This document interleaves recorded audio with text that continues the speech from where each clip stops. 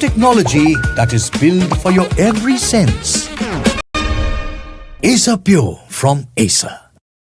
A big decision which has come in. The Karnataka Cabinet which has decided to withdraw 60 police cases linked to farmers, students and Kannada activists amongst others. The Law and Parliamentary Affairs Minister H.K. Patil has said that Ganesha procession-related skirmishes which had happened in Ramanagar, Koppar as well as other areas are now going to be withdrawn. This follows a petition from the former Home Minister Agrara Gyanendra. In fact, farmer and Dalit activists, remember, had been booked during the agitations across the state. Moreover, 25 to 30 Muslim youth were also booked in Chittapur, which is for stone pelting after cattle transport seizure had happened in 2019. All the three authorities had opined that these cases were not fit for withdrawal and that no public interest was involved, making the move legally and administratively untenable. Now, amongst the most high-profile withdrawals is the 2019 case, which was against the supporters of Deputy Chief Minister D.K. Shivakumar, who were also booked for stone pelting on buses as well as government offices in Kanakapura. This is after his arrest by the Enforcement Directorate. Also included are supporters of D.K. Shivakumar's brother, the former Bengaluru Rural MP D.K. Suresh, who in 2012 had gheraoed the then Chief Minister, protesting the exclusion of Suresh from a function to garland Dr. B.R. Ambedkar's statue. So why are the cases being withdrawn? Is it due to the lack of evidence, or is this a political ploy? Let me go across to Neha Hebale. Neha, before we get into the politics, explain to us which are the specific cases which are raising the eyebrows of the opposition parties for withdrawal.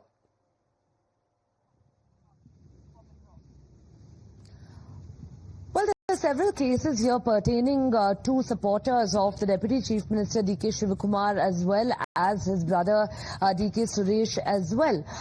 These cases, of course, pertaining to what have particularly raised eyebrows here are those which supporters of the Deputy Chief Minister and Congress President had reportedly staged protests during the time of his arrest by the Enforcement Directorate. Those are a couple of cases. Other than that, also cases of where D.K. Suresh's supporters had pelted stones and indulged in rioting of sorts as far as him not being invited to inaugurate a particular event there was concerned, and a host of other cases also pertaining to both the D.K. brothers is what's raised eyebrows. Remember, of course, this reportedly now comes after departments of the government like the Law Department and the Home Department had recommended against the withdrawal of these cases, citing no apparent reason for the same. With all of this, well, this is very interesting. Sorry to interrupt you. Do stay on with us, Neha. Let me go across to Mr. G.S. Prashant, also joining us of the BJP.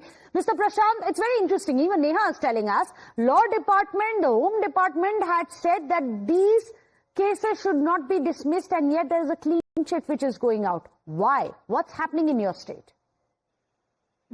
This is a sorry state of affairs in the state of Karnataka ruled by Congress. Because if you look at the recent reports by the Karnataka Congress government, they want to go back to manual ballot system of voting in the local body elections. And probably for that, they are withdrawing these cases against all these people who are involved in stone pelting. Maybe they want to go back to this Gunda Raj type of a situation wherein all the antisocial elements, they want them out on the streets, probably to rig elections. Because Home Minister was on record stating that how he was rigging elections and winning in the past. He was on record. So he was speaking at an event and then he's made that statement on record. So therefore, probably this only indicates that they're wanting to go back to the Gunda Raj and they don't want peace and harmony in the state of Karnataka.